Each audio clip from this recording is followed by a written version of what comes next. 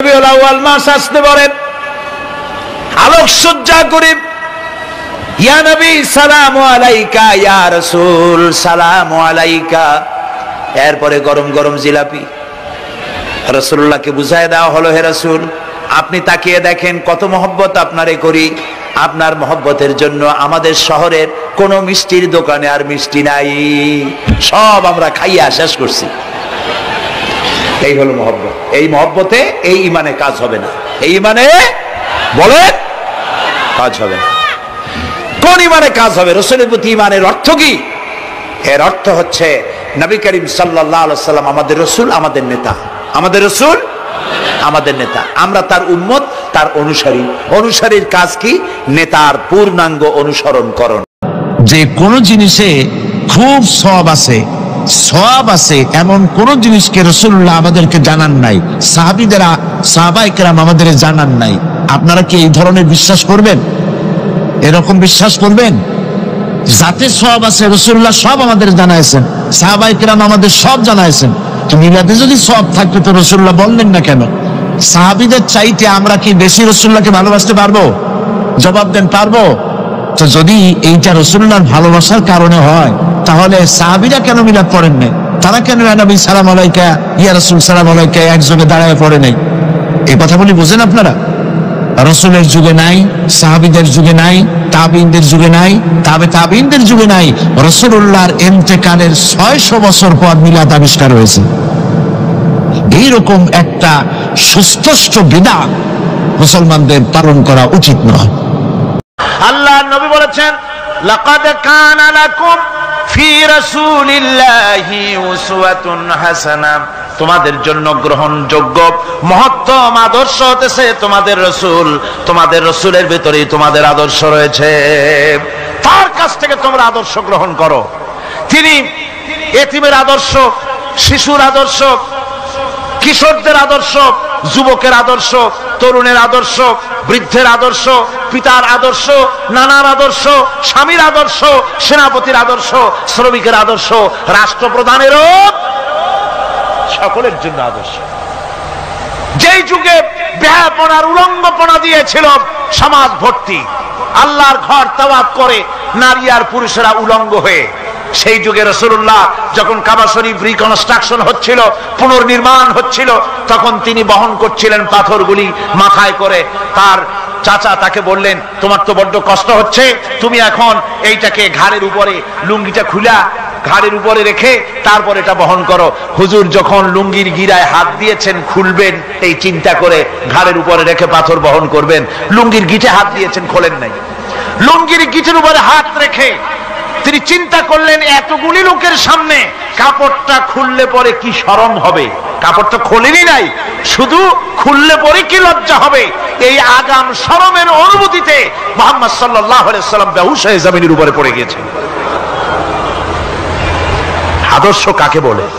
শিশুর আদর্শ, কিশোরের আদর্শ, স্বামীর আদর্শ, পিতার আদর্শ, নানার আদর্শ, গোটা পৃথিবীর সমস্ত মানুষের আদর্শ রাসূল করিম সাল্লাল্লাহু আলাইহি ওয়াসাল্লাম। তার কাছে তিনি স্ত্রীদের আদর্শ ছিলেন, তিনি নানার আদর্শ ছিলেন। ইমাম হোসেনকে তিনি কোলে নিচ্ছেন, ঘাড়ে উঠছে বাচ্চা, বুকের উপরে উঠছে। একজন সাহাবী বলছেন, হুজুর বাচ্চা পেলে আপনি এত আদর করেন, আমার তো 6-7টা ছেলে মেয়ে, আমি মোটে কোলেও নি না, আর জীবনে একবার সুমাও খাই না, আমার মোটে ইচ্ছাই করে না। হুজুর বললেন, আল্লাহ যদি তোমার দিলের মধ্যে রহম পয়দা না করেন তো আমি কি করতে পারি? হুজুর বাচ্চাকে নিয়ে আদর করছেন। ইমাম হোসেনকে বলছেন, হোসেন কে বড় বলো তো, তুমি বড় না আমি বড়? হোসেন বলছেন, নানাজি আমি আপনার থেকে বড়। আশ্চর্য কথা, তুমি আমার থেকে বড় কিভাবে? হোসেন বলছেন, নানাজি বলুন তো আপনার পিতার নাম কি? হুজুর বলছেন, আমার পিতার নাম আব্দুল্লাহ। হোসেন বলছেন, এই আব্দুল্লাহ এই পর্যন্তই শেষ, আপনি তো আমার পিতার মতো পিতা পান নাই, আমার আব্বার মতো আব্বা আপনার আছে। আমার আব্বাকে বলা হয় আসাদুল্লাহিল গালিব, সমস্ত কাফেরদের জন্য বিজয়ী বীর বাঘ আমার আব্বা। এবং আমার আব্বা সম্পর্কে আপনি বলেছেন, আনা মাদিনাতুল ইলম ওয়া আলিয়ুম বাবুহা, আমি হচ্ছে একটি জ্ঞানের রাজ্য আর আলী হচ্ছে সেই রাজ্যে প্রবেশের প্রধান তরুণ। আমার বাপের মতো বাপ আছে আপনার? হুজুর আশ্চর্য হয়ে গেলেন, বাচ্চা বলে কি? হোসেন বলছেন, নানাজি এবার কোন তো দেখি, এবার বলুন তো দেখি আপনার মায়ের নাম কি? হুজুর বলছেন, আমার মায়ের নাম আমেনা। হযরত হোসেন বলছেন, এই আমেনা পর্যন্তই শেষ, কয়জনে চিনবে কর? আমার মায়ের মতো একটা মা আপনার আছে? আমার মায়ের মতো একটা মা আপনি পেয়েছেন? আমার মাকে চেনেন? আমার মা হচ্ছেন জান্নাতের সাইয়্যিদাতুন নিসা, জান্নাতের সমস্ত মহিলাদের সরদারিনী আমার মা ফাতিমাতুজ জাহরা রাদিয়াল্লাহু তাআলা আনহা। আমার মায়ের মতো একটা মা আপনি পেয়েছেন? হোসেন বলছেন, নানাজি আরো বলবো নাকি? কয় হ্যাঁ বলো। বলছেন, নানাজি এবার কোন তো দেখি আপনার নানার নাম কি? হুজুর বলছেন, আমার নানার নাম আব্দুল ওয়াহাব। হোসেন বলছেন, এবার আপনি মানুষের কাছে জিজ্ঞেস করেন কয়জন এই আব্দুল ওয়াহাব চেনেন? আপনি কি আমার নানার মতো একটা নানা পেয়েছেন? আমার নানাকে আপনি জানেন? আমার নানা সাইয়্যিদুল মুরসালিন, আশরাফুল আম্বিয়া, রাহমাতুল লিল আলামিন, বিশ্বনবী জনাবে মুহাম্মদ রাসূলুল্লাহ সাল্লাল্লাহু আলাইহি ওয়াসাল্লাম।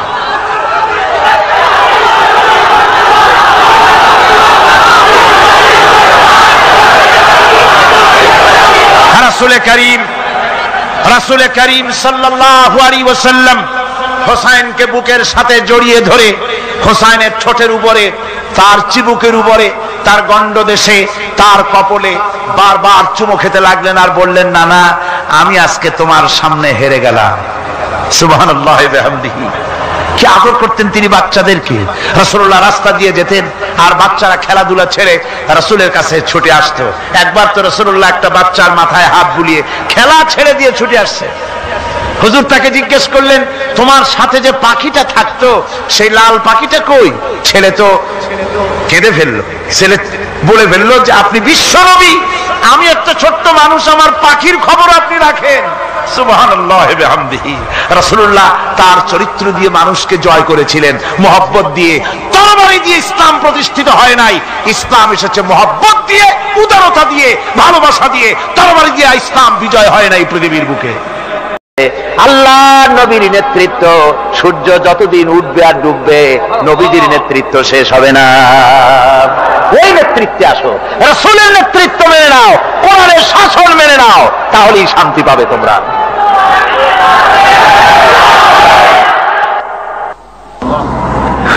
আল্লাহর নবী দুপুরে আরাম করতেছিলেন। হযরত ওমর বলেন, আমি দেখতে গিয়েছিলাম রাসূলুল্লাহকে, আমি যাই সালাম দিলাম, হুজুর উঠে বসলেন। আমি দেখি খেজুরের পাতা দিয়া বুনানো দড়ি, সেই দড়ি দিয়া বুনানো খাটিয়া এখনো মক্কা মদিনায় আছে, যারা হজ করতে গেছেন দেখেছেন। ওই দড়ি দিয়া বুনানো খাটিয়া, ওর উপরে তোশক নাই, বিছানার চাদর নাই, নিজের হাত মোবারক মাথার তলে দিয়া রাসূল শুয়ে আছেন। ওমরকে দেখে হুজুর উঠে বসলেন। ওমর বলেন, আমি রাসূলের পিঠের দিকে তাকায় দেখি দড়িগুলোর দাগ কেটে আছে। আমি সহ্য করতে পারলাম না, আমি শিশুর মতো ডুকরে কেঁদে উঠলাম, বললাম, ইয়া রাসূলুল্লাহ, এই পৃথিবীর কাফির বেঈমানেরা এত শান্তি করলো দুনিয়ায়, আর আল্লাহর হাবিবের পিঠে দড়ির দাগ বরদাস্ত করতে পারছি না। আপনি আমার অনুমতি দেন, একটা তোশক আপনার জন্য বানায় দেই। হুজুর আমার বলেন, ওমর রে শোনো, দুনিয়ায় শান্তি করার জন্য আমি আসি নাই। আমি যদি হুকুম করি উহুদ পাহাড় আমার জন্য সোনায় পরিণত হয়ে যা, উহুদ পাহাড়টা আমার জন্য সোনা হয়ে যেতে পারে। আমি দুনিয়ার শান্তির জন্য আসি নাই, এসেছি মানবতার মুক্তির জন্য, পৃথিবীর মানুষগুলিকে বাঁচাতে এসেছি, সাদা কালো মানুষের ব্যবধান দূর করতে এসেছি।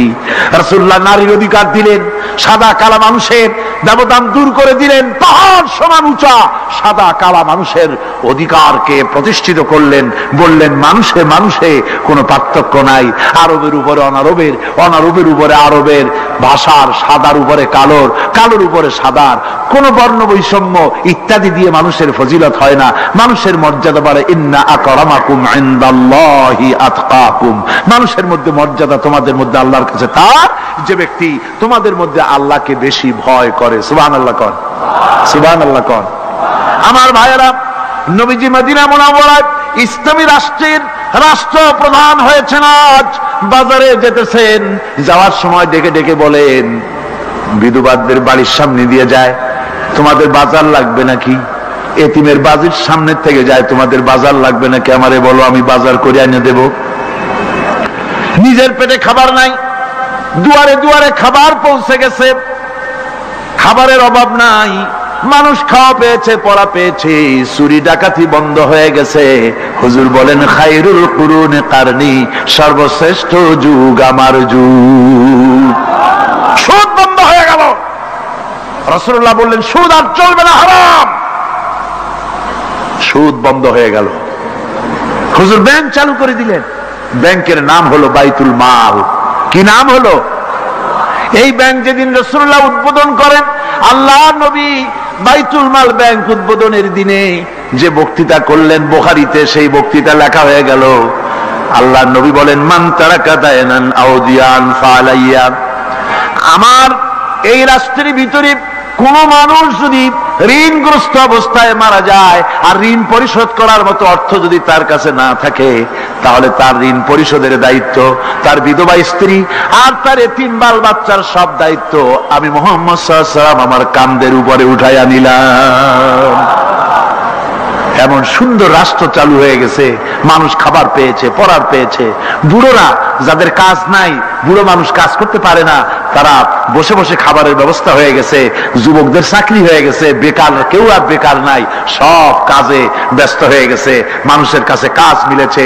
কৃষক তাদের উৎপাদিত পণ্যের সঠিক মূল্য পাচ্ছে, শ্রমিক শ্রমের মর্যাদা পাচ্ছে, শ্রমিক মর্যাদা পাচ্ছে। রাসূলুল্লাহ বলেছেন শ্রমিক আর মালিক মনিব আর গোলামের সম্পর্ক না, সম্পর্ক ভাই ভাই। সম্পর্ক কি?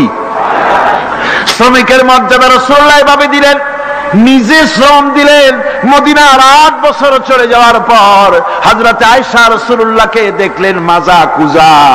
হযরত আয়েশা বলেন হুজুর মাজাটা কুজা কেন?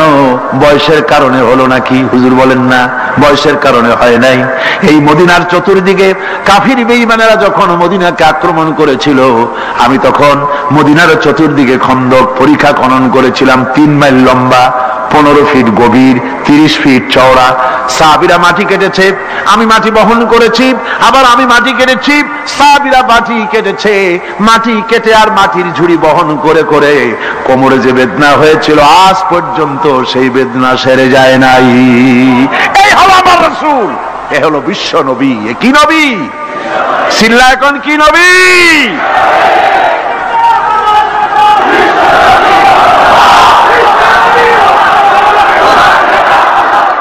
আমার ভাইয়েরা, বিপদে অবিচলতা আমাদেরকে পয়গম্বরেরা শিক্ষা দান করেছেন। আমরা দেখতে পেয়েছি বিশ্বনবী জনাবে মুহাম্মদুর রাসূলুল্লাহ সাল্লাল্লাহু আলাইহি ওয়াসাল্লাম হিজরতের রাত, কাফেরেরা চতুর্দিকে দাঁড়ানো। হযরত জিবরাইল এসে বলেন ইয়া রাসূলুল্লাহ, হে কাফেরেরা চতুর্দিকে ঘিরে দাঁড়িয়েছে, গভীর রাত, এখন হাতে তাদের তরবারি, সকাল হলে পরেই তারা আপনাকে মেরে ফেলে দিবে, তাড়াতাড়ি ওঠেন, মদিনার দিকে চলে যান। আল্লাহ নবী ঘুমের থেকে জেগে হযরত আলীকে ডেকে বলেন আলী, আল্লাহ অর্ডার করেছে আমি মদিনায় চললাম, আমার বিছানার পরে আমার চাদর গায়ে দিয়ে শুয়ে থাকো। হযরত আলী বলেন আল্লাহর হাবিব, আপনার চাদর গায়ে দিয়ে ঘুমিয়ে থাকবো, সকালবেলায় কাফির বেঈমানেরা আপনার বিছানার পরে আপনার চাদর গায়ে দেওয়া অবস্থায় আমি আলীকে তারা মুহাম্মদ মনে করবে, আর আমি আলীকে নবী মনে করে তারা তাদের তরবারি দিয়া কেটে কেটে টুকরা টুকরা করে আমারে বিদায় করে দেবে দুনিয়া থেকে। এতটুকুনো পরোয়া করি না, বরং আমার দিলের মধ্যে এটাই তৃপ্তি থাকবে যে আমি আলীর জীবনের বিনিময় আল্লাহর হাবিব দুনিয়ায় বেঁচে আছেন। নবীজি ঘরের থেকে বেরোলেন, চতুর্দিকে কাফেররা দাঁড়ানো। আল্লাহ নবী হাতে এক মুষ্টি বালু হাতে নিয়ে শাহ হাতের বজু পরে 3 বার দম করে বালুগুলো ছেড়ে দিলেন। বালিগুলি ঘরের চতুর্দিকে কাফেরদের চোখে চলে গেল। পরবর্তী সময় রব্বুল আলামিন ডেকে বলেন নবীরে, বালি যখন নিক্ষেপ আপনি করেছিলেন ধুলাগুলি, আপনি তো শুধু নিক্ষেপ করেছিলেন, কিন্তু চতুর্দিকে কাফেরদের চোখে গেল কেমনে? একদিকে মেরেছিলেন, সেই দিকেই তো যাওয়ার কথা ছিল, চতুর্দিকের কাফেরের চোখে চোখে সেগুলো পৌঁছে গেল কেমনে? ওয়ামা রামাইতা ইদ রামাইতা ওয়ালাকিন্নাল্লাহ রামা। আপনি নিক্ষেপ করেন নাই। যখন আপনি নিক্ষেপ করেছিলেন আপনি তো শুধু বালুকণা ছেড়েছেন, আর ওই বালুকণাগুলি ঘরের চতুর্দিকে সব কাফেরদের চোখে পৌঁছবার দায়িত্ব আমার কুদরত গ্রহণ করেছিল। আমার ভাইরা, নবীজি বিপদে, এতগুলি শত্রু তরবারি নিয়ে তিনি বিপদে ধৈর্য হারা হন নাই। আস্তে করে ঘরের থেকে বেরিয়ে হযরত আবু বকরের বাড়িতে গিয়ে হাজির। দরজায় গিয়ে আওয়াজ দিলেন আবু বকর। অমনি দরজা খুলে গেল। লাব্বাইক ওয়া সাদাইক। হুজুর বলেন, আবু বকর রে, একটা ডাকে কেমনে সাড়া দিলে? তুমি কি ঘুমাইছিলে না? হযরত আবু বকর বলেন, হুজুর আপনি বলেছেন আমাকে নিয়ে হিজরত করবেন। আমি মনে মনে চিন্তা করেছি, না জানি কত রাত্রে নবীজি আসেন, উঠতে যদি আমার দেরি হয়ে যায়, নবীজি যদি দরজার কাছে দাঁড়ায় দাঁড়ায় আমারে ডাকাডাকি করে, আর আমি যদি ঘুমায় থাকি, তাহলে আল্লাহর নবীর সঙ্গে বেয়াদবি হয়ে যাবে। এই মনে করে বিছানায় না ঘুমাইয়া আপনার গলার আওয়াজ শোনার জন্য এই দরজার সঙ্গে পিঠ লাগাইয়া লাগাইয়া দাঁড়াইয়া ঘুমাচ্ছিলাম। আল্লাহর নবী হযরত আবু বকরকে সঙ্গে করে নিয়ে চললেন মদিনার দিকে। উল্টা পথে রওনা করলেন। বারবার কাবা শরীফের দিকে তাকাতে লাগলেন। বুখারী শরীফে এসেছে, নবীজি বারবার কাবার দিকে তাকিয়ে বলতেছেন, রে কাবা, বড় আশা ছিল তোর কাছে থাকবো, তোর খেদমত করব, কিন্তু তোর নিষ্ঠুর সন্তানেরা তোর কাছে আমারে থাকতে দিল না রে। আল্লাহ নবী মিসফালা দিয়ে জাবালে কেদোয়ার উপর দিয়ে চলে গেলেন জাবালে সুরে। গুহার কাছে যখন গিয়েছেন, ফজর রক্ত হয়ে গেল। হযরত আবু বকর রাদিয়াল্লাহু তাআলা আনহু বলছেন, হুজুর আর উপায় নাই, দিন হয়ে গেল, এখন বুঝি ধরা পড়ে যাব। ওই গুহার মধ্যে গিয়ে আশ্রয় নেই। তবে আপনি দাঁড়ান, গুহার ভিতরেই পাহাড়িয়া গুহা, বিচ্ছু থাকতে পারে, সাপ থাকতে পারে, আমি আগে ঢুকি। যদি কোনো হিংস্র প্রাণী থাকে আমার উপর দিয়ে আঘাত হয়ে যাক, আল্লাহর নবী হেফাজতে থাকুন। হযরত আবু বকর রাদিয়াল্লাহু তাআলা আনহু গুহার ভিতরে নামলেন। নেমে গুহা সাফ করে হুজুরকে ডাকলেন। হুজুর তাশরীফ ফরমালেন গুহার মধ্যে। হুজুর বলেন, আবু বকর, হেঁটে হেঁটে কষ্ট হয়ে গেছে, তুমি বসো, তোমার উরুর উপরে মাথা রেখে আমি একটু ঘুমায়ে যাই। আল্লাহর হাবিব ঘুমায়ে গেলেন। হযরত আবু বকর লক্ষ্য করে দেখেন চতুর্দিকে অনেকগুলি গর্ত দেখা যায়। এই গর্ত থেকে সাপ আসতে পারে, বিচ্ছু আসতে পারে মনে করে নিজের গায়ের চাদর ছিঁড়ে ছিঁড়ে গর্তগুলি বন্ধ করা শুরু করে দিলেন। কয়েকটা গর্ত বন্ধ করার মতো চাদর আর নাই, পাও দিয়ে চেপে ধরলেন। এক পাহাড়িয়া বিষধর সাপ বেরোবার জন্য চেষ্টা করে বেরোবার পথ খুঁজে না পেয়ে হযরত আবু বকরের পায়ের উপরে দংশন করেছে। বিষের যন্ত্রণায় হযরত আবু বকরের চোখ থেকে পানি দরদর করে পড়ছে। রাসূলুল্লাহর ঘুম ভেঙে গেল। আল্লাহর নবী তাকিয়ে বলেন, আবু বকর, চোখে পানি কেন? বাড়ির কথা বুঝি মনে পড়ে গেছে? হযরত আবু বকর বলেন, ইয়া রাসূলুল্লাহ, আল্লাহর নামে কসম করে বলি, যেই দিন আমি ঈমান এনেছি ওই দিন থেকে আমার মা বাপ, আমার কোলে আমার সন্তান, আমার স্ত্রী, আমার জায়গা জমি ঘর বাড়ি, এমনকি আমার নিজের আত্মার চাইতে হুজুর আপনারে ভালোবাসি বেশি। তাহলে কাঁদো কেন? হযরত আবু বকর বলেন, হুজুর বাড়ির জন্য কাঁদি না, ছেলে পেলের জন্য কাঁদি না, সাপে দংশন করেছে, যন্ত্রণায় কাঁদতেছি। আল্লাহর নবী সঙ্গে সঙ্গে মুখ থেকে থুতু বার করে যন্ত্রণার জায়গায় লাগাই দিলেন। সঙ্গে সঙ্গে যন্ত্রণা বন্ধ হয়ে গেল। হুজুর বললেন, আবু বকর, প্রথম যখন তোমার এই আঘাত করেছিল সাপে, আমাকে কেন তাড়াতাড়ি বলো নাই? এতক্ষণ তো তোমার কষ্ট হতো না।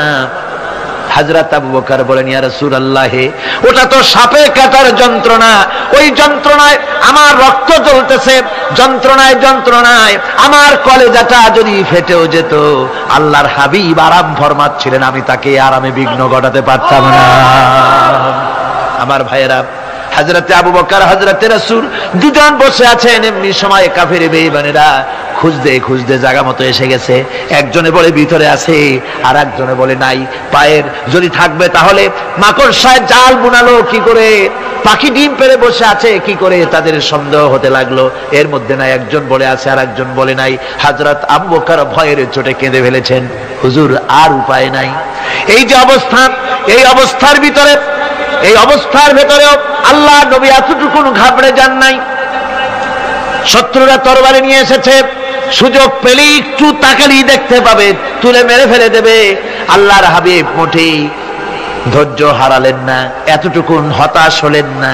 আল্লাহ পাকের হাবিব তার সাথীকে কি বললেন? তখন কোরআনে কারীম সূরা তাওবার মধ্যে আল্লাহ তা উদ্ধৃত করেছেন মুমিনদের জন্য, ইযহুমা ফিল গার ইয ইয়াকুলু লিসাহিবিহি লা তাহজান ইন্নাল্লাহা মা'ানা। ও আমার সাথী, ও বন্ধু, ভয় করো না, চিন্তা করো না, আমরা মাইনরিটি নই, আমরাই মেজরিটি। তার কারণ আল্লাহ আমাদের সাথে আছেন। সুবহানাল্লাহ। রাসূলুল্লাহ সাল্লাল্লাহু আলাইহি ওয়াসাল্লাম অত্যন্ত সাদাসিধে জীবন যাপন করতেন। হিজরত করে মদিনায় গিয়ে ইসলামী রাষ্ট্র কায়েম করার পরও তার দারিদ্রতা কাটেনি। হাদিসে এসেছে সে কথা। হযরত আবু হুরায়রা রাদিয়াল্লাহু তাআলা আনহু বলেন, আমি রাসূলুল্লাহর কাছে গেলাম, হুজুরকে গিয়ে সালাম করলাম। আল্লাহর নবী সালামের জবাব দিলেন, কিন্তু দেখতে পেলাম মুখ নড়ে, আওয়াজ বেরোলো না। কারণ কি? কাছে গিয়ে দেখি নবীজি ক্ষুধার যন্ত্রণায় কথা বলতেছেন, আওয়াজ বেরোতেছে না। এত ক্ষুধা লেগেছে আল্লাহর নবীর। 2-4 দিন চলে গেছে, খাবার নাই। রাসূলুল্লাহ সমস্ত গনিমতের মাল, যাকাত সদকার মালগুলি, খাদ্য দ্রব্যগুলি দুহাতে বিতরণ করেছেন। নিজের পেটে খাবার নাই, মানুষকে দিতেছেন। দিতে দিতে এশার নামাজ পড়ে নবীজি ঘরের মধ্যে প্রবেশ করে হযরত আয়েশা সিদ্দিকা রাদিয়াল্লাহু তাআলা আনহাকে ডেকে বলেন, আয়েশা রে, সারাদিন কষ্ট করেছি, দারুণ ক্ষুধা লেগেছে, তাড়াতাড়ি করে কিছু খাবার আমারে এনে দাও। হযরত আয়েশা হুজুরের ক্ষুধার্ত শ্রান্ত ক্লান্ত চেহারার দিকে তাকাইয়া হযরত আয়েশা কেঁদে ফেলেছেন। হযরত মা আয়েশা কাঁদেন আর বলেন, ইয়া রাসূলুল্লাহ, হে আল্লাহর নামের কসম করে বলি, আমি আয়েশার ঘরে কোনো পানি ছাড়া কোনো খাবার নাই। এই ছিল রাসূলের আদর্শ। হাদিস শরীফে এসেছে, আল্লাহর নবী বলেন, তোমরা যদি রাষ্ট্রীয় ক্ষমতায় যাও, বাড়ি না থাকলে সরকারি খরচ একটা বাড়ি নিতে পারো। তোমার যদি যানবাহন না থাকে, সরকারি খরচে যানবাহন নিতে পারো। ছেলে মেয়ের কাপড় চোপড়, লেখাপড়া, শিক্ষা চিকিৎসার জন্য যদি না থাকে, তাহলে তুমি সরকার থেকে নিতে পারো। কিন্তু এর থেকে এক চুল পরিমাণ যদি পাও বাড়াও, সরকারের মাল জনগণের মাল, এর থেকে প্রয়োজনের বাইরে যদি তুমি নিজের জন্য নিতে থাকো, কিয়ামতের দিন আল্লাহর দরবারে চোরের কাতারে তোমারে দাঁড়ানো লাগবে। দুনিয়ায় যত সম্মান পাও না কেন, কিয়ামতে আল্লাহর দরবারে কিসের কাতারে দাঁড়াবে? চোরের কাতারে দাঁড়াতে হবে। রাসূল পাক সাল্লাল্লাহু আলাইহি ওয়াসাল্লাম এমন এক সমাজ কায়েম করেছিলেন।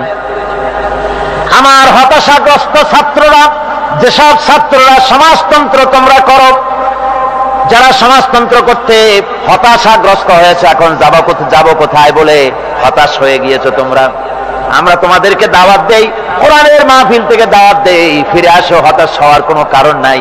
লেনিন মরার, ও মরে গেছে। কার্ল মার্কস মরার, মরে গেছে, পচে গেছে, গলে গেছে, দুনিয়া থেকে শেষ হয়ে গিয়েছে। আল্লাহর নবীর নেতৃত্ব, সূর্য যতদিন উঠবে আর ডুববে, নবীজির নেতৃত্ব শেষ হবে না। ওই নেতৃত্বে আসো, রাসূলের নেতৃত্ব মেনে নাও, কোরআনের শাসন মেনে নাও, তাহলেই শান্তি পাবে তোমরা।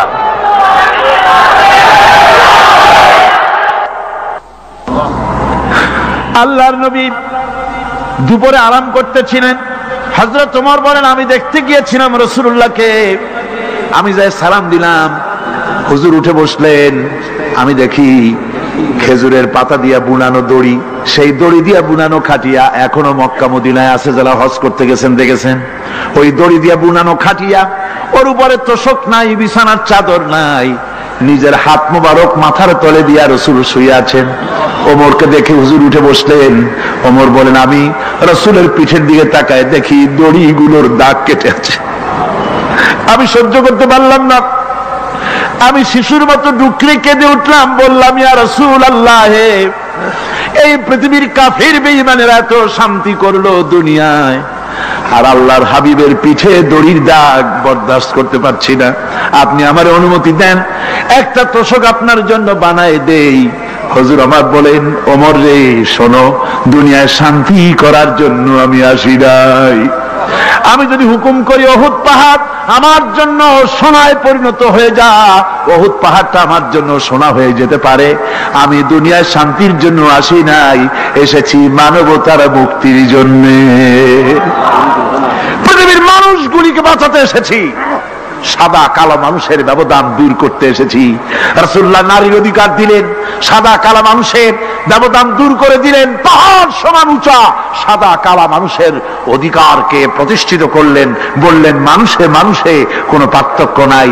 আরবের উপরে অনারবের, অনারবের উপরে আরবের, ভাষার সাদার উপরে কালোর, কালোর উপরে সাদার, কোন বর্ণ বৈষম্য ইত্যাদি দিয়ে মানুষের ফজিলত হয় না। মানুষের মর্যাদা বাড়ে, ইন্না আকরামাকুম ইনদাল্লাহি আতকাকুম। মানুষের মধ্যে মর্যাদা তোমাদের মধ্যে আল্লাহর কাছে তার যে ব্যক্তি তোমাদের মধ্যে আল্লাহকে বেশি ভয় করে। সুবহানাল্লাহ কোন, সুবহানাল্লাহ কোন। আমার ভাইয়েরা, নবীজি মদিনা মুনাওয়ারায় ইসলামী রাষ্ট্রের রাষ্ট্রপ্রধান হয়েছেন। আজ বাজারে যেতেছেন, যাওয়ার সময় ডেকে ডেকে বলেন, বিধবাদের বাড়ির সামনে দিয়ে যায়, তোমাদের বাজার লাগবে নাকি?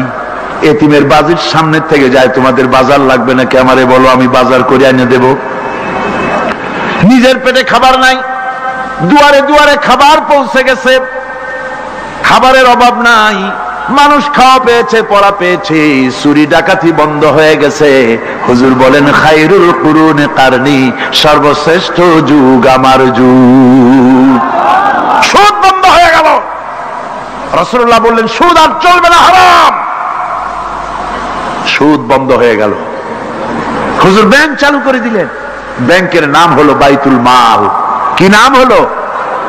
এই ব্যাংক যেদিন রাসূলুল্লাহ উদ্বোধন করেন, আল্লাহ নবী বাইতুল মাল ব্যাংক উদ্বোধনের দিনে যে বক্তৃতা করলেন, বুখারীতে সেই বক্তৃতা লেখা হয়ে গেল। আল্লাহ নবী বলেন, মান তারাকা দায়নান আও দিয়ান ফালাইয়া।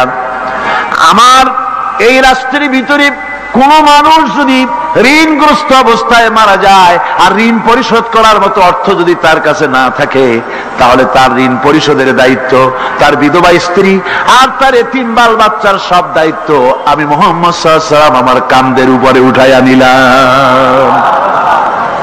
এমন সুন্দর রাষ্ট্র চালু হয়ে গেছে, মানুষ খাবার পেয়েছে, পড়ার পেয়েছে। বুড়োরা, যাদের কাজ নাই, বুড়ো মানুষ কাজ করতে পারে না, তারা বসে বসে খাবারের ব্যবস্থা হয়ে গেছে। যুবকদের চাকরি হয়ে গেছে, বেকার কেউ আর বেকার নাই, সব কাজে ব্যস্ত হয়ে গেছে, মানুষের কাছে কাজ মিলেছে। কৃষক তাদের উৎপাদিত পণ্যের সঠিক মূল্য পাচ্ছে, শ্রমিক শ্রমের মর্যাদা পাচ্ছে, শ্রমিক মর্যাদা পাচ্ছে। রাসূলুল্লাহ বলেছেন, শ্রমিক আর মালিক মনিব আর গোলামের সম্পর্ক না, সম্পর্ক ভাই ভাই। সম্পর্ক কি? শ্রমিকের মর্যাদা রাসূলুল্লাহ এভাবে দিলেন, নিজে শ্রম দিলেন। মদিনার 8 বছর চলে যাওয়ার পর হযরত আয়েশা রাসূলুল্লাহকে দেখলেন মাজা কুজা। হযরত আয়েশা বলেন, হুজুর মাজাটা কুজা কেন? বয়সের কারণে হলো নাকি? হুজুর বলেন, না, বয়সের কারণে হয় নাই। এই মদিনার চতুর্দিকে কাফির বেঈমানেরা যখন মদিনাকে আক্রমণ করেছিল, আমি তখন মদিনার চতুর্দিকে খন্দক পরিখা খনন করেছিলাম, 3 মাইল লম্বা, 15 ফিট গভীর, 30 ফিট চওড়া। সাহাবীরা মাটি কেটেছে, আমি মাটি বহন করেছি, আবার আমি মাটি কেটেছি, সাহাবীরা মাটি কেটেছে। মাটি কেটে আর মাটির ঝুড়ি বহন করে করে কোমরে যে বেদনা হয়েছিল, আজ পর্যন্ত সেই বেদনা সেরে যায় নাই। এই হলো আমার রাসূল, এ হলো বিশ্ব নবী। এ কি নবী? চিল্লা এখন, কি নবী?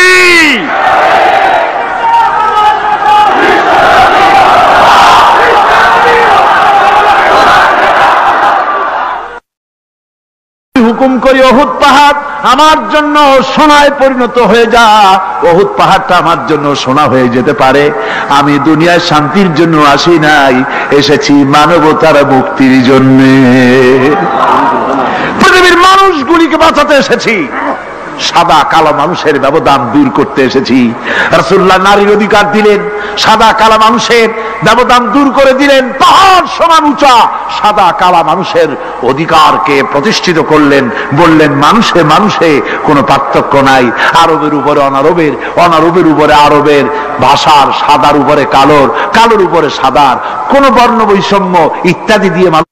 নিজের পেটে খাবার নাই, দুয়ারে দুয়ারে খাবার পৌঁছে গেছে, খাবারের অভাব নাই, মানুষ খাওয়া পেয়েছে, পড়া পেয়েছে, চুরি ডাকাতি বন্ধ হয়ে গেছে। হুজুর বলেন, খায়রুল কুরুনে কারনি, সর্বশ্রেষ্ঠ যুগ আমার যুগ। সুদ বন্ধ হয়ে গেল। রাসূলুল্লাহ বললেন, সুদ আর চলবে না, হারাম। সুদ বন্ধ হয়ে গেল। হুজুর ব্যাংক চালু করে দিলেন। ব্যাংকের নাম হলো বাইতুল মাল। কি নাম হলো?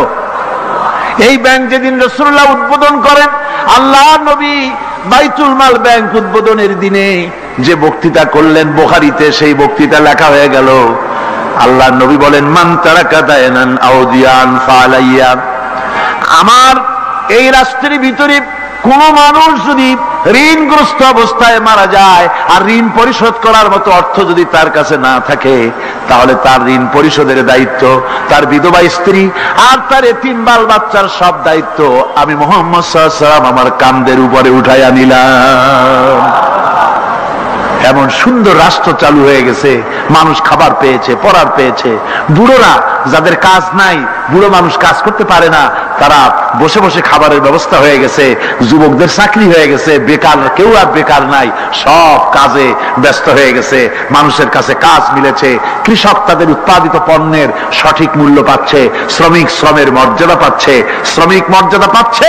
রাসূলুল্লাহ বলেছেন, শ্রমিক আর মালিক মনিব আর গোলামের সম্পর্ক না, সম্পর্ক ভাই ভাই। সম্পর্ক কি? শ্রমিকের মর্যাদা রাসূলুল্লাহ এভাবে দিলেন, নিজে শ্রম দিলেন। মদিনার 8 বছর চলে যাওয়ার পর হযরত আয়েশা রাসূলুল্লাহকে দেখলেন মাজা কুজা। হযরত আয়েশা বলেন, হুজুর মাজাটা কুজা কেন?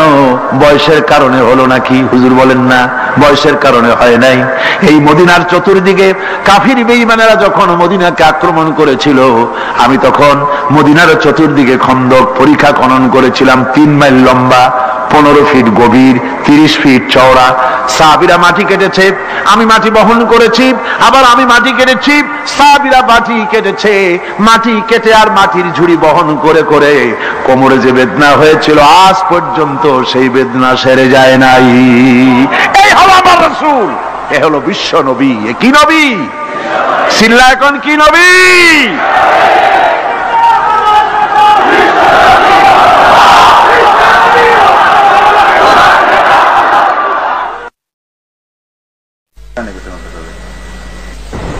বিসমিল্লাহির রহমানির রহিম। সর্বযুগের সর্বকালের সর্বশ্রেষ্ঠ মহামানব রাহমাতুল্লিল আলামিন হযরত মুহাম্মদ সাল্লাল্লাহু আলাইহি ওয়াসাল্লাম, যার জীবনের প্রতিটি অংশে আছে শিক্ষা, মহান রব্বুল আলামিনের অকৃত্রিম বন্ধু রাসূলুল্লাহ সাল্লাল্লাহু আলাইহি ওয়াসাল্লামের জীবন থেকে শিক্ষা গ্রহণ আমাদের সবারই একান্ত কর্তব্য।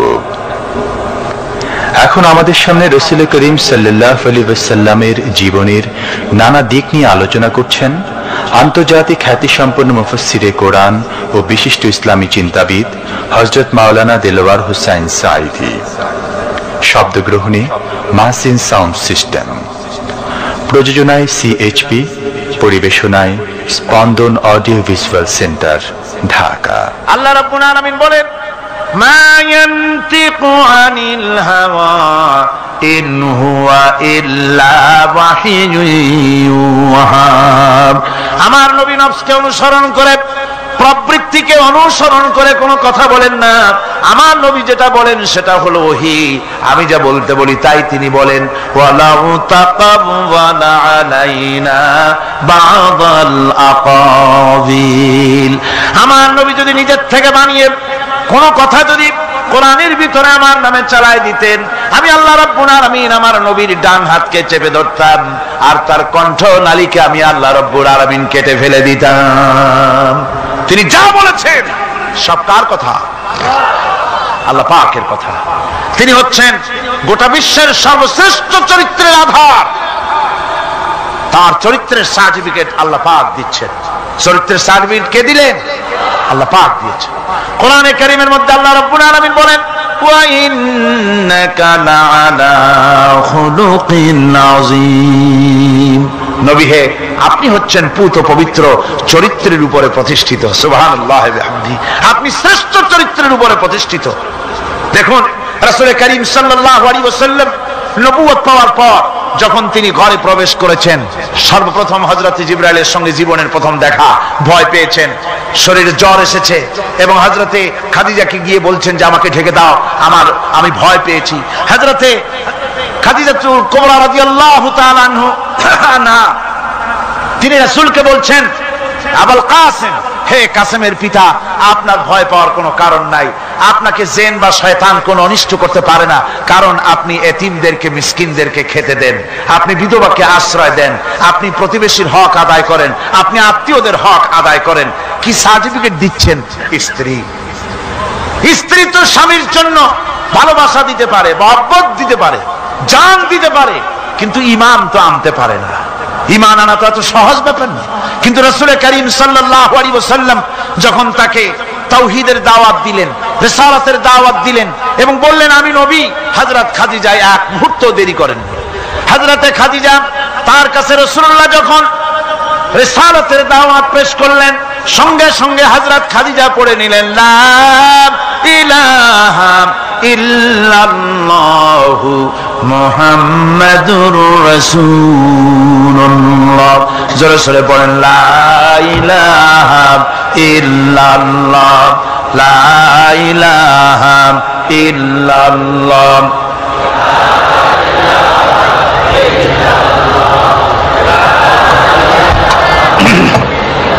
মহব্বতের সাথে জোরে সরে পড়েন লা ইলাহা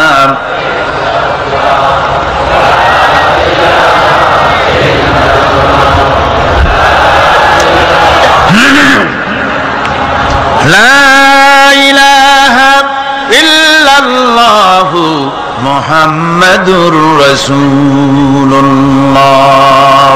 আমার বন্ধুগণ, রাসূল করিম সাল্লাল্লাহু আলাইহি ওয়াসাল্লামের উপরে স্ত্রী ঈমান আনলেন। খাদেম ছিলেন হযরতে যায়েদ। খাদেম তো তার প্রভুর জন্য জান দিতে পারে, মাল দিতে পারে, মহব্বত করতে পারে, সব পারে। খাদেম ঈমান আনতে পারে না, যেহেতু খাদেমের কাছে তার সাহেবের ইনস এন্ড আউট, তার ভেতর বাইরে সবকিছুই পরিষ্কার থাকে। হযরতে রাসূলের খাদেম ছিলেন হযরতে যায়েদ। হযরত যায়েদ তার উপরে যখন 15 বছর খাদেম ছিলেন রাসূলুল্লাহ, হুজুর যখন তার কাছে দাওয়াত পেশ করলেন, যখন রিসালাতের দাওয়াত পেশ করলেন, তাওহীদের দাওয়াত দিলেন, খাদেম যায়েদ একটু চিন্তা করলেন না, সাথে সাথে পড়লেন লা ইলাহা ইল্লাল্লাহু মুহাম্মাদুর রাসূলুল্লাহ। রাসূলের বন্ধু ছিলেন হযরত আবু বকর সিদ্দিক রাদিয়াল্লাহু তাআলা আনহু। 20 বছরের বন্ধু। কত বছরের বন্ধু? 20 বছর। 20 বছর বসে একজন বন্ধু আর একজন বন্ধুকে চিনতে মোটেই কিছু বাকি থাকে না। হযরত আবু বকর রাদিয়াল্লাহু তাআলা আনহু তার কাছে যখন রাসূলুল্লাহ নবুয়তের দাওয়াত পেশ করলেন, হযরতে আবু বকর রাদিয়াল্লাহু তাআলা আনহু এক মুহূর্ত দেরি করেন নাই, বলেছেন আপনার চরিত্র নবুয়তের চরিত্র। আগেই বুঝতে পেরেছি সাধারণ মানুষের চরিত্র এমন হতে পারে না। তিনিও কালেমা পড়ে মুসলমান হয়ে গেলেন। সাহাবায়ে কেরাম রাসূলের প্রতি এই মহব্বত, এই শ্রদ্ধা তারা পোষণ করেছেন। নবী তার চরিত্র দিয়ে মানুষের সামনে নিজেকে প্রকাশ করেছেন। তার চরিত্র দুই রকম ছিল না, চরিত্র এক রকম ছিল। ব্যক্তিগত চরিত্র আর পারিবারিক চরিত্র দুই রকম না। তার ব্যক্তিগত যে চরিত্র ওইটাই ছিল তার ঘরের চরিত্র, যেটা ছিল ঘরের সেটাই ছিল বাইরের। হযরত আয়েশা সিদ্দিকা রাদিয়াল্লাহু তাআলা আনহা সাহাবীদের প্রশ্নের জবাবে বলেছেন রাসূলের চরিত্র হচ্ছে কোরআন। রাসূলের চরিত্র কি? কোরআন। রাসূলুল্লাহ এই পৃথিবীতে কেন আসছেন? আসার কারণ হলো তিনি হচ্ছেন আদর্শ। আল্লাহর নবী বলেছেন লাকাদ কানা লাকুম ফি রাসূলিল্লাহি উসওয়াতুন হাসানাহ, তোমাদের জন্য গ্রহণযোগ্য মহত্তম আদর্শ হতেছে তোমাদের রাসূল। তোমাদের রাসূলের ভিতরে তোমাদের আদর্শ রয়েছে, তার কাছ থেকে তোমরা আদর্শ গ্রহণ করো। তিনি এতিমের আদর্শ, শিশুর আদর্শ, কিশোরদের আদর্শ, যুবকের আদর্শ, তরুণের আদর্শ, বৃদ্ধের আদর্শ, পিতার আদর্শ, নানার আদর্শ, স্বামীর আদর্শ, সেনাপতির আদর্শ, শ্রমিকের আদর্শ, রাষ্ট্রপ্রধানেরও সকলের জন্য আদর্শ। খোদ রাসূল করিম সাল্লাল্লাহু আলাইহি ওয়াসাল্লামকে লক্ষ্য করে আল্লাহ রাব্বুল আলামিন বলেন, নবীজি আপনি এতিমদের সঙ্গে সদ্ব্যবহার করবেন, এতিমদের ব্যাপারে আপনি দায়িত্ব পালন করবেন। কারণ হলো আপনিও তো এক সময় এতিম ছিলেন, এতিমের ব্যাপারে দায়িত্ব পালন করবেন। কোরআনে কারীমে রব্বুল আলামিন বলেন আলাম ইয়াজিদকা ইয়াতীমান ফাআওয়া, ও নবী আমি কি আপনাকে এতিম অবস্থায় পাই নাই? আর তারপরে আমি কি আপনাকে আশ্রয় প্রদান করিনি? আপনাকে আমি এতিম অবস্থায় পেয়েছি, এরপরে আপনাকে আশ্রয় দিচ্ছি। রাসূল তো এতিমদের সর্দার। পৃথিবীর কোন এতিম যেন বলতে না পারে নবীজি আমার ব্যাপারে কি বলবেন, আমি তো এতিম মানুষ, আর তিনি আমার ব্যাপারে কিভাবে আমার দরদ বুঝবেন। নবীজিকে আল্লাহ পাক কেমন এতিম বানালেন, সমস্ত দুনিয়ার এতিমদের সরদার বানালেন। মায়ের পেটে যখন তিনি ছিলেন 6 মাসের সময় মায়ের পেটে থাকাকালীন বাপের এতিম হয়ে গেলেন। যখন প্রসব বেদনা শুরু হয়েছে মায়ের, দুনিয়ায় যখন তিনি আসবেন, হযরতে আমেনা ঘরের ভিতরে বসে তার অবস্থাটা কি, এই সন্তান পৃথিবীতে আসতে পারে যিনি সবচাইতে বেশি খুশি হবেন তিনি তো আজ দুনিয়ায় নাই। মনের ভিতরে কত কষ্ট। আল্লাহ রাব্বুল আলামিন তার হাবিবকে দুনিয়া আনলেন। রাসূলের দাদা ঘরের সামনে তাঁবুর সামনে দাঁড়ায়া তায়েফ থেকে আগত সাদিয়া গোত্রের লোকদেরকে বলতেছেন, এই ঘরের ভিতরে একটা এতিম বাচ্চা আছে, বেশি টাকা করি দেওয়া যাবে না, যদি দয়া হয় নিয়ে যাও। গরিব মানুষ, এতিম মানুষ দেখে শুনে কেউ আর নিতে চায় না। সবশেষে এলেন ভাগ্যবতী মেয়ে, ভাগ্যবতী মহিলা হযরতে হালিমাতুস সাদিয়া, তিনি এসেছেন। কোনো ছেলে পেলে পায় নাই, সকলের শেষে তিনি এসেছেন।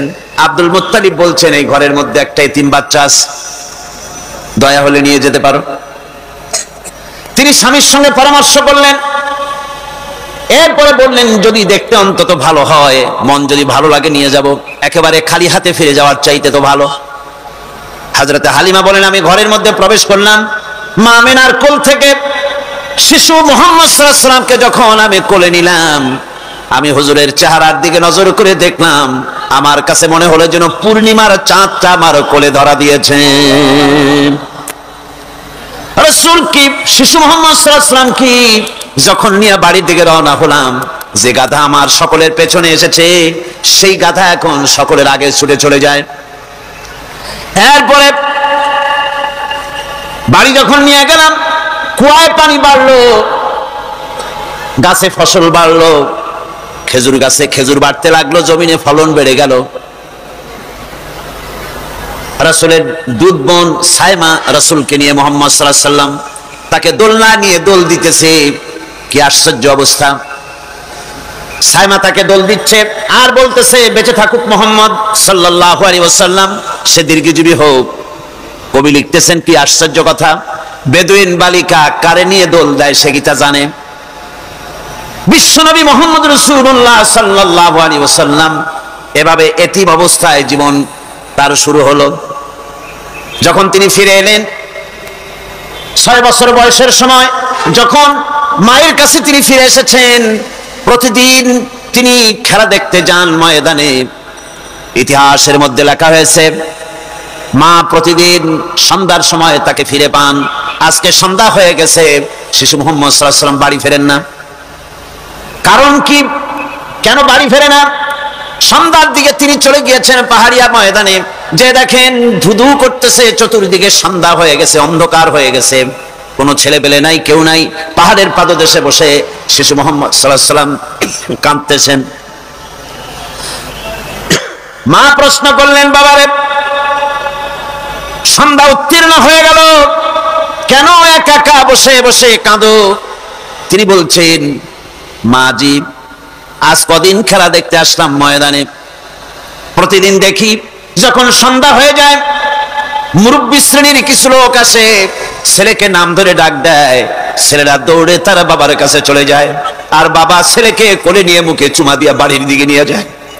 আমি আজ কদিন পর্যন্ত এই ময়দানে এলাম, কোনদিন সন্ধ্যা বেলায় তো কেউ এসে আমাকে মুহাম্মদ বলে একটা ডাক দিল না। আমার আব্বা কি নাই? আল্লাহ রাব্বুল আলামিন বলেন, এতিম অবস্থায় পেয়ে আমি কি আপনাকে আশ্রয় দেই নাই? আপনাকে আমি পেয়েছি এতিম অবস্থায়, এরপরে আমি আপনারে আশ্রয় দিলাম।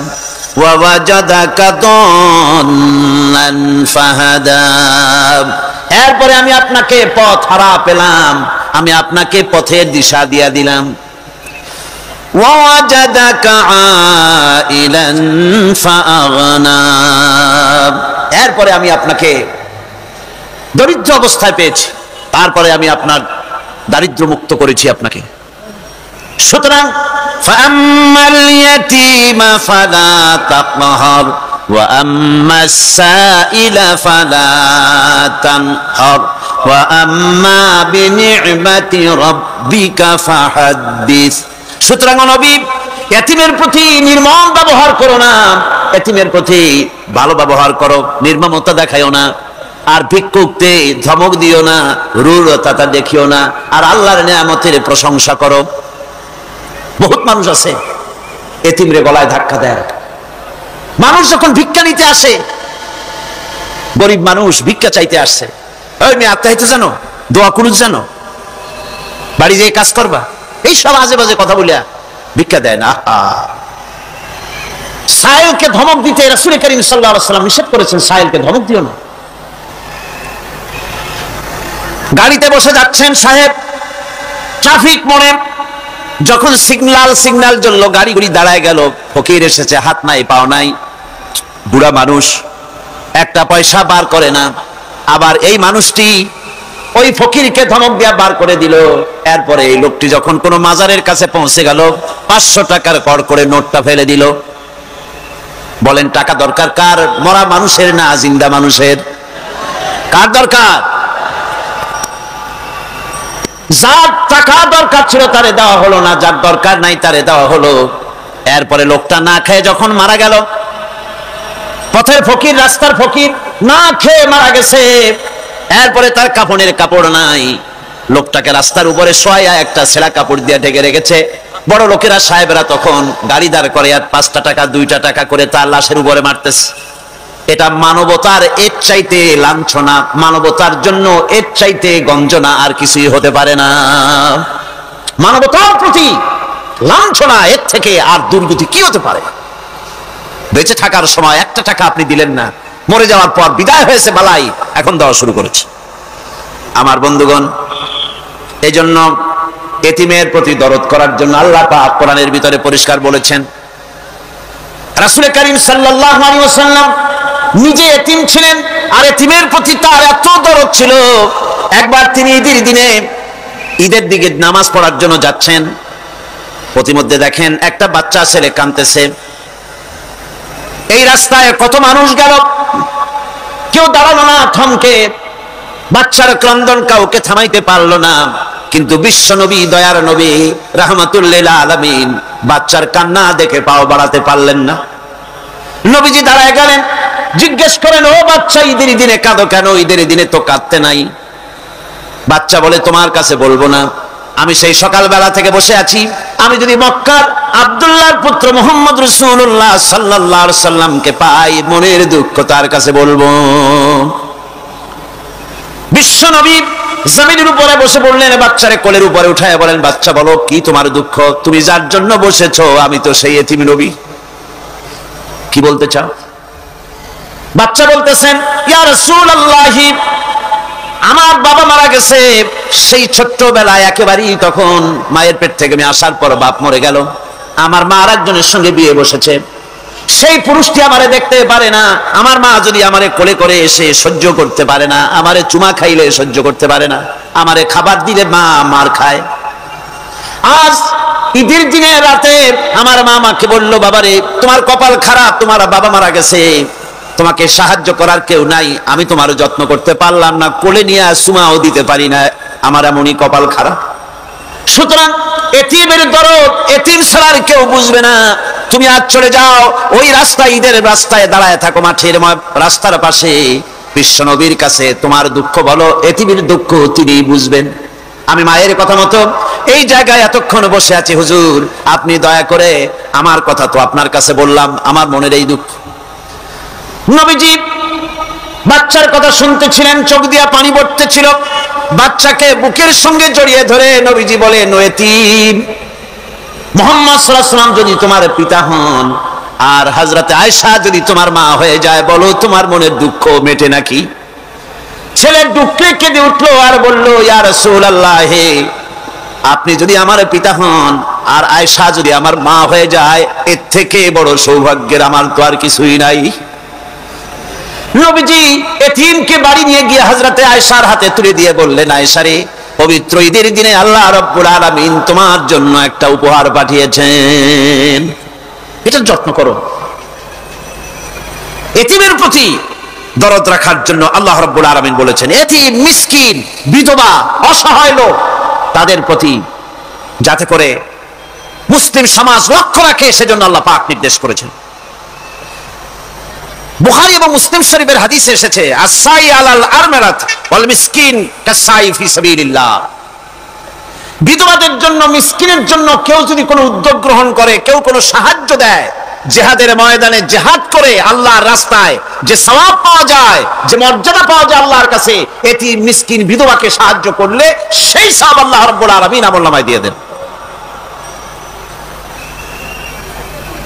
ইসলাম যেহেতু মজলুম মানবতার জন্য পৃথিবীতে এসেছে, যারা বলে ইসলাম পুঁজিবাদের আশ্রয়স্থল, তাদের মতো বেকুব আর নাই। এই কথা তারা বলে উদ্দেশ্যমূলক ভাবে, রাজনৈতিক উদ্দেশ্যমূলক ভাবে সব কথা বলে। ইসলাম যদি পুঁজিবাদের আশ্রয়স্থল হবে, তাহলে তো ইসলাম সর্বপ্রথম কবুল করতো ধনীরা, কথা ঠিক কিনা কন? কিন্তু ইসলাম কবুল করলো সর্বপ্রথম কারা? সর্বপ্রথম ইসলাম কবুল করেছে নিগৃহীত, নির্যাতিত গরিব মানুষগুলি, হযরত বেলালের মতো মানুষ, আম্মারের মতো মানুষ। এই সব গরিব মানুষগুলি, নারী, গরিব, অসহায়, নির্যাতিত, তারা ইসলাম কবুল করেছেন সর্বপ্রথম। সুতরাং ইসলাম পুঁজিবাদের আশ্রয়স্থল নয়, ইসলাম হচ্ছে দুনিয়ার সমস্ত মজলুম মানবতার আশ্রয়স্থল। যেরকম আলহামদুলিল্লাহ।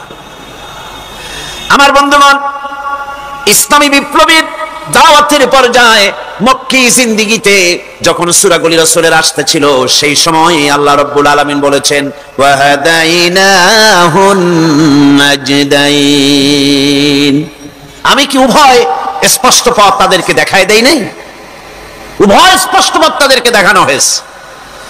ফালাকতাহামাল আকাবাতা ওয়া মা আদরাকা মাল আকাবা ফাক্কু রাকাবা। তুমি কি জানো, তারা আসল কথা হলো তারা সেই দুর্গম বন্ধুর ঘাঁটিটি অতিক্রম করতে চায় না। তুমি কি জানো সেই বন্ধুর দুর্গম ঘাঁটিটি কি? তা হচ্ছে শৃঙ্খল বন্দি দশা থেকে মানুষদেরকে মুক্ত করে দেওয়া, আর আও ইতআমুন ফি ইয়াউমিন যী মাসগাবা ইয়াতীমান যা মাকরাবা আও মিসকিনান যা মাতরাবা।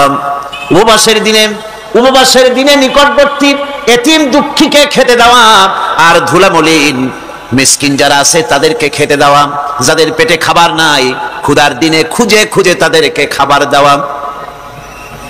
এই সমস্ত কাজ যারা করবে, আল্লাহ রাব্বুল আলামিন তাদের সম্পর্কে বলেছেন, উলাইকা আসহাবুল মাইমানা। কিয়ামতের দিন এদের ডান হাতে আল্লাহ রাব্বুল আলামিন আমলনামা দান করবেন। জোরে কোন সুবহানাল্লাহ। আমলনামা বেঈমান যারা তাদের হাতে আসবে, তাদের কোন হাতে আসবে?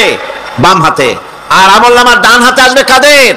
এই সমস্ত লোকদের যারা এতিমকে, মিসকিনকে যারা খেতে দিয়েছে, আর খেতে দিয়ে এতিম মিসকিনদেরকে খেতে দিয়ে তারপরে এর দ্বারা তাদেরকে কোনো খোঁটা দেয় নাই। তাদেরকে কেন খাওয়াস? কোরআনে কারীম বলছে, وَيُطْعِمُونَ الطَّعَامَ عَلَى حُبِّهِ مِسْكِينًا وَيَتِيمًا وَأَسِيرًا। আল্লাহর সৎ লোকেরা আল্লাহর ভালোবাসায় উদ্বুদ্ধ হয়ে খাবার খাওয়ায় মিসকিনদেরকে, এতিমদেরকে, আল্লাহকে খুশি করার জন্য। সুতরাং না কৃতজ্ঞতা চাই, না এর দ্বারা কোনো বিনিময় চাই। আল্লাহ রাব্বুল আলামিন এতিমের মাল সম্পদ আত্মসাৎ করার ব্যাপারে কঠোরভাবে নিষেধ ঘোষণা করেছেন। এতিমের মাল সম্পদ যেন আত্মসাৎ করো না। কোরআনে কারিমে স্পষ্ট ভাষায় বলা হয়েছে, ওয়াতুল ইয়াতামা আমওয়ালাহুম ওয়া লা তাবাদদালুল খাবিসা বিত-তাইয়্যিব। এতিমের মাল, ধন সম্পত্তি যথাযথভাবে তাদের হাতে ফিরিয়ে দাও। ওয়া লা তাবাদদালুল খাবিসা বিত-তাইয়্যিব। আর তাদের ভালো মালগুলি তোমার খারাপ মাল দিয়া বদলাইয়া দিও না। ওয়ালা তাকুলু আমওয়ালাহুম ইলা আমওয়ালিকুম ইন্নাহু কানা হুবান কাবীরা। আর তাদের সম্পদ তোমাদের সম্পদের সাথে যেন মিশাইয়া হজম করে ফেলে দিও না, এটা অত্যন্ত মস্ত বড় গুনাহ। এ কাজ তোমরা করবে না।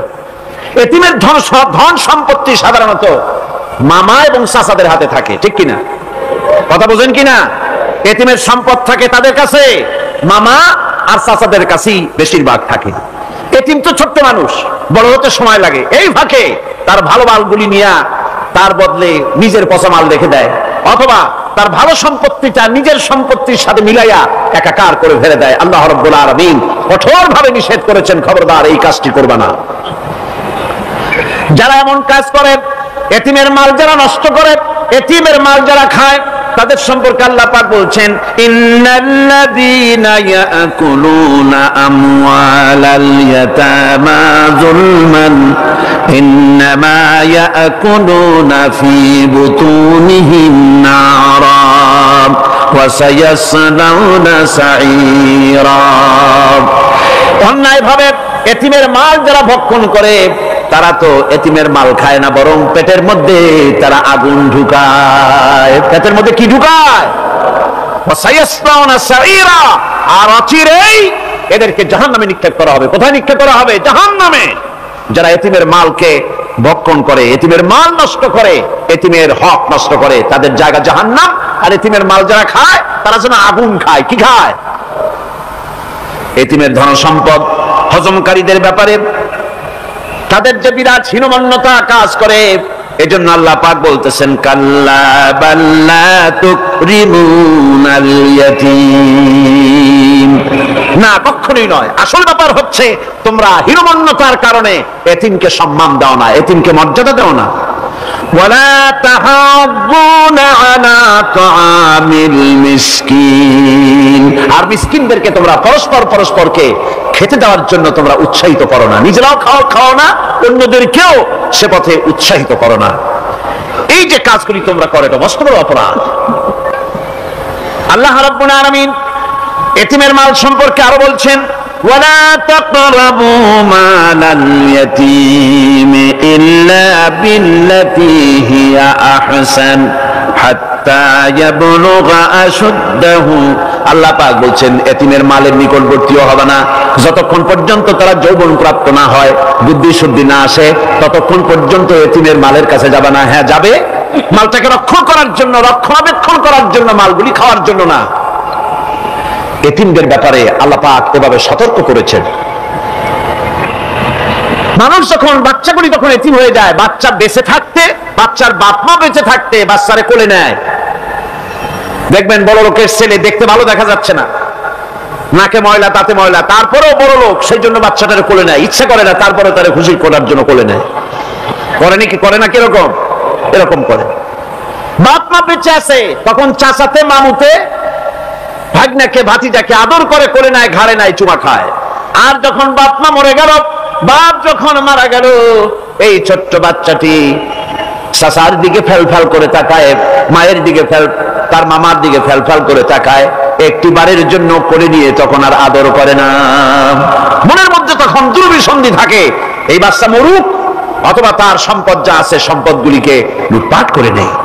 দেখেন এবার মিলান কথার সাথে আল্লাহ পাকের, লাইসাল বিররা আন তুওয়াল্লু ওয়ুজুহাকুম কিবালাল মাশরিকি ওয়াল মাগরিব। পূর্ব পশ্চিমে কত মাথা ঘুরালে, কত সেজদা দিলে, এটাই কিন্তু পুণ্যবান হওয়ার জন্য বড় কথা নয়। বরং সত্যই হলো আগে যা বলেছি সেগুলি, আর সত্য হলো এতিম মিসকিনদেরকে, বিধবাদেরকে, অসহায়দেরকে সাহায্য করতে হবে। এগুলি করলে তাহলে তুমি মুমিন বলে প্রমাণিত হবে, তুমি সব ব্যক্তি ভালো মানুষ, নেককার, পুণ্যবান বলে আল্লাহ পাকের দরবারে তুমি প্রমাণিত হবে।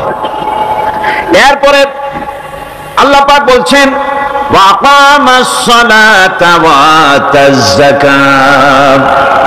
সত্যিকারের নেককার এবং পুণ্যবান হওয়ার জন্য নামাজ প্রতিষ্ঠা করতে হবে আর যাকাত আদায় করতে হবে। আল্লাহ যেহেতু এতিম মিসকিনদের কথা, সদকার কথা, দানের কথা বলছি, আর যাকাত আছে সামনে, এটার সাথে যাকাতটারে মিলাই দিই, তাহলে কালকে শুধু নামাজের ব্যাপারে বললেই চলবে ইনশাআল্লাহ। আর নামাজ আর যাকাত এতই গুরুত্বপূর্ণ, যেটা ছাড়া ইসলামের ইমারত গড়তেই পারে না। ইসলাম থাকতে পারে না, মুসলমান থাকতে পারে না, শান্তি থাকতে পারে না, স্বাধীনতার গ্যারান্টি হতে পারে না। নামাজ, যাকাত আল্লাহ পাক যে নিয়ম করেছেন এর উপরই মানুষের শান্তি, স্বস্তি, স্থিতিশীলতা সবটার গ্যারান্টি হচ্ছে নামাজ আর যাকাত। যেরকম সুবহানাল্লাহ। আল্লাহ রাব্বুল আলামিন যাকাতের কথা বলছেন। যাকাত হচ্ছে পবিত্র করে দেওয়া। নামাজের পর ইসলামের সবচেয়ে গুরুত্বপূর্ণ ব্যাপার হলো নামাজ। নামাজের পরেই গুরুত্বপূর্ণ ব্যাপার হচ্ছে যাকাত। আর ইবাদতের বেলায় সাধারণত নামাজের পরে আমরা রোজা বলি, নামাজ রোজা, কিন্তু আসল কথা হচ্ছে নামাজের পরেই যাকাত। কোরআনে কারিমে এভাবেই বলা হয়েছে। নামাজ এবং যাকাত এই দুটি জিনিস হচ্ছে ইসলামের প্রধান স্তম্ভ। ইসলামী রাষ্ট্র যদি হয়, যদি দেশটা ইসলামী রাষ্ট্র হয়ে যায়, তাহলে মুমিনেরা যদি ক্ষমতায় আসে তাহলে কি কাজ করবে? আল্লাহ রাব্বুল আলামিন কোরআনে কারীমের মধ্যে বলেছেন, আল্লাযীনা ইম্মাক্কান্নাহুম ফিল আরদি আকামুস সালাত ওয়া আতাউজ যাকাত। আমার মুমিন বান্দারা যদি ক্ষমতায় আসে, মুমিনরা যদি ক্ষমতা পায়, তাহলে চারখানা কাজ করবে। কয়খান কাজ? জোরে চিল্লায় কোন কয়খান? প্রথম কাজ, ক্ষমতায় এসেই নামাজ প্রতিষ্ঠা করবে। প্রথম কাজ কি? নামাজ প্রতিষ্ঠা করবে। সে নামাজের কথা বলবো কালকে। 2 নম্বরের কাজ হলো যাকাত আদায় করবে। 2 নম্বরের কাজ কি? যাকাত আদায় করবে। যাকাত বোর্ড গঠন করবে না, যাকাত আদায় করবে। যে সরকার নামাজ প্রতিষ্ঠা করে না, সে সরকারের যাকাত বোর্ড করে যাকাত আদায় করার অধিকার থাকার কথা নয়। সুবিধাবাদ জিন্দাবাদ দিলে তো চলবে না। যাকাতের টাকা নিয়ে পরম কল্যাণমূলক কাজ, কিন্তু আল্লাহর হুকুম তো সেরকম না। আল্লাহর প্রথম হুকুম হলো নামাজ প্রতিষ্ঠা করতে হবে, তারপরে যাকাত আদায় করতে হবে। কোরআন শরীফ খোলার সাথে সাথে যে জিনিসটা নজরে পড়ে সেটা কি? কোরআনে কারীম খোলার সঙ্গে সঙ্গে যে জিনিসটি নজর পড়ে তা হলো আলিফ লাম মিম যালিকাল কিতাবু লা রাইবা ফীহি হুদাল লিল মুত্তাকিন আল্লাযীনা ইউমিনুনা বিল গায়বি ওয়া ইউকিমুনাস সালাতা ওয়া মিম্মা রাযাকনাহুম ইউনফিকুন। এই কিতাবের মধ্যে কোনো সন্দেহ নাই, মুত্তাকিনদের জন্য কিতাব হেদায়েত, হেদায়েতের জন্য এসেছে। আর মুত্তাকি হচ্ছে তারা যারা নাকি গায়েবের প্রতি ঈমান আনে, অদৃশ্যকে বিশ্বাস করে, নামাজকে প্রতিষ্ঠা করে, আর আমি যে রিজিক দিয়েছি তার দ্বারা আমার রাস্তায় খরচ করে। ইসলাম নামাজের পরই যাকাতের জায়গাটা দিয়েছে। যেখানেই আছে আকিমুস সালাত, সেখানেই আছে ওয়াতুজ যাকাত। দেখছেন কি ধরনের একটা মিল? যেখানেই নামাজ প্রতিষ্ঠা করো সেখানে যাকাত আদায় করো। তার মানে হলো নামাজ সঠিকভাবে প্রতিষ্ঠা হতেই পারে না যাকাত ভিত্তিক অর্থ ব্যবস্থা পরিচালিত হওয়া ছাড়া। কারণ একটি গরিব মানুষ, পেটে খাবার নাই, সে নামাজ পড়তে যখন দাঁড়িয়েছে তার নিজের পেটে খাবার নাই, তার বাচ্চা অসুখে তড়পাচ্ছে, তার ছেলের পরীক্ষার ফি নাই, ফি দেওয়ার মতো পয়সা নাই, তার স্ত্রীর পরনে কাপড় নাই, নামাজ পড়তে দাঁড়িয়েছে, স্বাভাবিকভাবেই নিজের ক্ষুধার যন্ত্রণা, বিবি বাল বাচ্চার কষ্টের কথা এগুলি তার মনের মধ্যে তোলপাড় করে উঠবে। একথা আল্লাহর চাইতে আর কে ভালো বুঝবে? সেই জন্য আল্লাহ পাক বলেছেন আকিমুস সালাত ওয়া আতুজ যাকাত, নামাজ প্রতিষ্ঠা করো, যাকাত আদায় করো। নামাজ আর যাকাতকে পাশাপাশি রাখা হয়েছে। আর এই নামাজ আর যাকাত দুনিয়ার সমস্ত নবীদের উপর আল্লাহ ফরজ করেছিলেন। কোন সুবহানাল্লাহ। এ শুধু আপনার আমার নবীর উপরে না, দুনিয়ার সব নবীদের উপরে নামাজ আর যাকাত কি ছিল? ফরজ। হযরত ইব্রাহিম আলাইহিস সালাম এবং তার বংশের নবীদের কথা উল্লেখ করার পর আল্লাহ রাব্বুল আলামিন বলছেন ওয়াজআলনাহুম আইম্মাতান ইয়াহদুনা বিআমরিনা ওয়া আওহাইনা ইলাইহিম ফি'লাল খায়রাত ওয়া ইকামাস সালাতি ওয়া ইতাইজ যাকাত ওয়া কানু লানা আবিদিন। ওয়াজআলনাহুম আইম্মাতান, আমি সমস্ত নবীদেরকে নেতা বানাইছি। সমস্ত নবীরা কি? আর এক শ্রেণীর, কি বলবো আমি, আমার কাছে ভাষা আসতেছে না, এক শ্রেণীর ভদ্রলোকগুলি, ওনারা বলেন নবীদের নেতা কওয়া যাবে না। আশ্চর্য কথা, এই আয়াতের অর্থ তারা কি করবেন? ওয়াজআলনাহুম আইম্মাতান, নবীদের কথা বলা হচ্ছে, আমি সমস্ত নবীদেরকে নেতা বানিয়েছি, তাদেরকে আমি নির্দেশ করেছি ভালো কাজের, তারা কল্যাণমূলক কাজ করবে এটা নির্দেশ করেছি, নেতা বানিয়েছি। আর তাদেরকে বলেছি কল্যাণমূলক কাজ করার জন্য, নামাজকে প্রতিষ্ঠা করার জন্য, যাকাতকে আদায় করার জন্য। আর তারা সবাই ছিল আমার অনুগত, বাধ্যগত। নবীরা সব হলেন নেতা। নবীরা কি?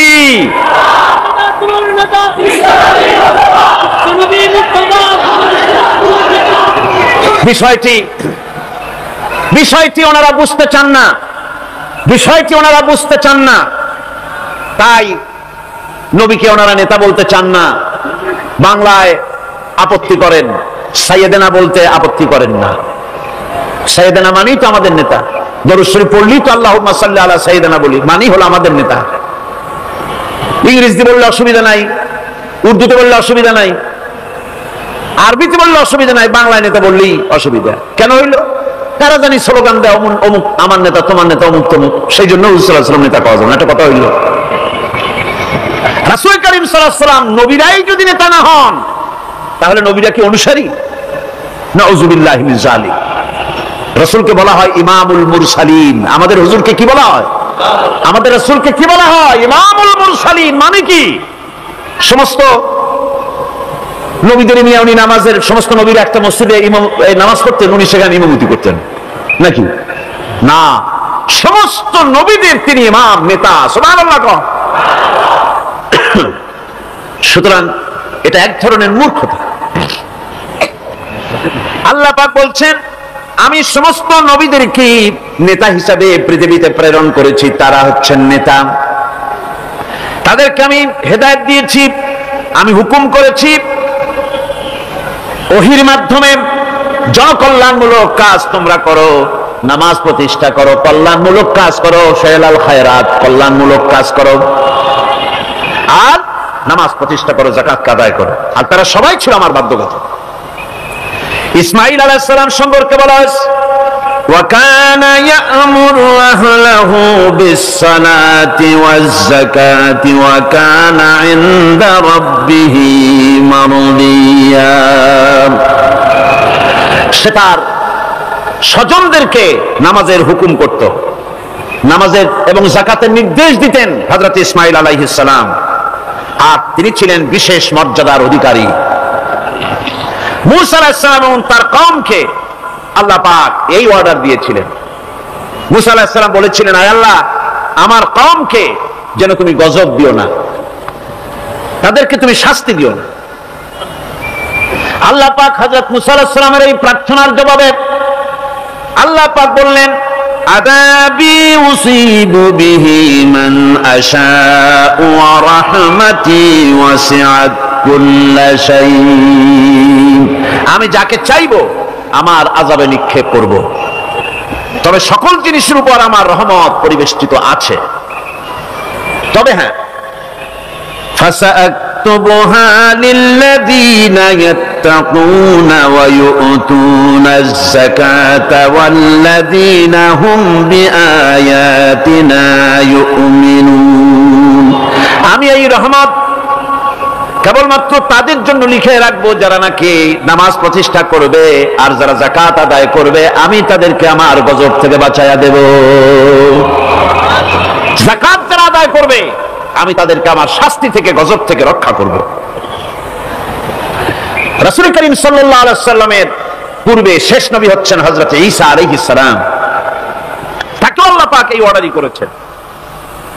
কোরআনে কারীমে বলা হচ্ছে, وَجَعَلَنِي مُبَارَكًا أَيْنَمَا كُنتُ وَأَوْصَانِي بِالصَّلَاةِ وَالزَّكَاةِ مَا دُمْتُ حَيًّا। আমি যেখানেই থাকি না কেন আমাকে অর্ডার করা হয়েছে, যতদিন বেঁচে থাকবো আমি ততদিন যেন আমি নামাজ আদায় করি আর যাকাত দেই। ঈসা আলাইহিস সালাম বলছে, আল্লাহ পাক আমার উপরে নির্দেশ করেছেন, আমি যেখানেই থাকি আর যতদিন বাঁচি আমাকে নামাজ আর যাকাত এই দুটি জিনিস সম্পর্কে আল্লাহ পাক আমাকে আদেশ করেছেন। এখন যাকাত দিতে হবে, গুরুত্বপূর্ণ ব্যাপার। মানুষেরা অবহেলা এই যাকাত থেকে নিজেকে বঞ্চিত রেখেছে, মাহরুম রেখেছে এত বড় একটি নিয়ামত থেকে, সমাজকে মাহরুম করছে, যাকাত দিচ্ছে না। কোরআনে কারীমের 3টি আয়াতে যাকাতের কথা এভাবে বলা হয়েছে, ইয়া আইয়ুহাল্লাযীনা আমানু আনফিকু মিন তাইয়্যিবাতি মা কাসাবতুম ওয়া মিম্মা আখরাজনা লাকুম মিনাল আরদ। হে ইমানদার লোকেরা, তোমরা যে সব পবিত্র অর্থ সম্পদ উপার্জন করো সেগুলি, এবং আমি জমিন থেকে তোমাদের যে ফসল দান করি, ফসল উৎপাদন করে দেই, তার থেকে তোমরা আল্লাহর পথে খরচ করো। এগুলো 1 নম্বর আয়াত। 2 নম্বর, প্রথম আয়াত বলা হয়েছে সূরা বাকারায়, আর সূরা আনআমে বলা হচ্ছে কুলু মিন সামারিহি ইযা আসমারা ওয়া আতু হাক্কাহু ইয়াওমা হাসাদিহি। তার উৎপাদিত ফল ফসল তোমরা খাও, আর ফসলের একটি অংশ ফসল কাটার দিনেই আল্লাহর হকটা, আল্লাহর অধিকারটা আদায় করে দাও। যেদিন তোমরা ফসল কাটবে সেদিনই এই অধিকারটা আদায় করে দাও। এই যে একটা ফরজ, এই ফরজটা মুসলমানেরা বেমালুম ভুলে গিয়েছে। ফসলের যাকাত তারা দেয় না। ফসলের যাকাতকে বলা হয় ওশর। কি বলা হয়? ওশর। এই ওশর এখন যদি আপনি গ্রামে গিয়া কোন শিক্ষিত লোককে যদি জিজ্ঞেস করেন, ভাই ওশর কি চেনো? সে বলবে, ভাই ওশর এটা কি জাতীয় প্রাণী, সারপোকা না তেলাপোকা না আরশোলা, আমি তো নাম টাম তেমন শুনি টুনি নাই, বুঝবি না ওশরটা কি জিনিস। অথচ নামাজ রোজার মতোই ফরজ ওশর আদায় করা। কবে আদায় করবে?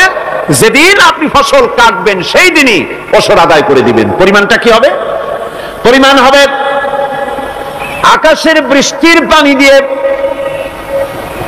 আকাশের বৃষ্টির পানি দিয়া যদি ফসল হয় তাহলে দিবেন 10 ভাগের 1 ভাগ।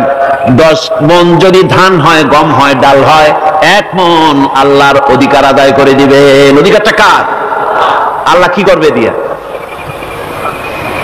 আল্লাহর অধিকার মানে গরিবের অধিকার, গরিবের হক। এই অধিকারটা আদায় করে দাও। 10 মণ হলে কয় মণ? কি হলে? যদি আকাশের বৃষ্টির পানিতে হয়। আর যদি আপনার সেচের মাধ্যমে হয়, সেচ পরিকল্পনার মাধ্যমে পয়সা খরচ করে পেট্রোল ডিজেল লাগায়া ইঞ্জিন চালাইয়া পানি উঠাইয়া কষ্ট করে ফসল ফলাইছেন, তাহলে আল্লাহ পাক বলছেন 10 মণে 1 মণ দেওয়া লাগবে না, তোমার খরচ হয়েছে বেশি। বান্দারে, তোমার উপরে আল্লাহ পাক জুলুম করবেন না, এবার 20 মণ হলে তার থেকে 1 মণ দিও। ওয়ামাল্লাহু বিযাল্লামিন লিল আবিদ। আল্লাহ রাব্বুল আলামিন তার বান্দার উপরে জুলুম করেন না। সুবহানাল্লাহ। এইভাবে করে ওশরের যাকাতটা তোমরা ঠিকমতো আদায় করে দিও। ওশরটা দিও, ফসলের ওশর দিও, আর টাকার যাকাত দিয়ে দিও।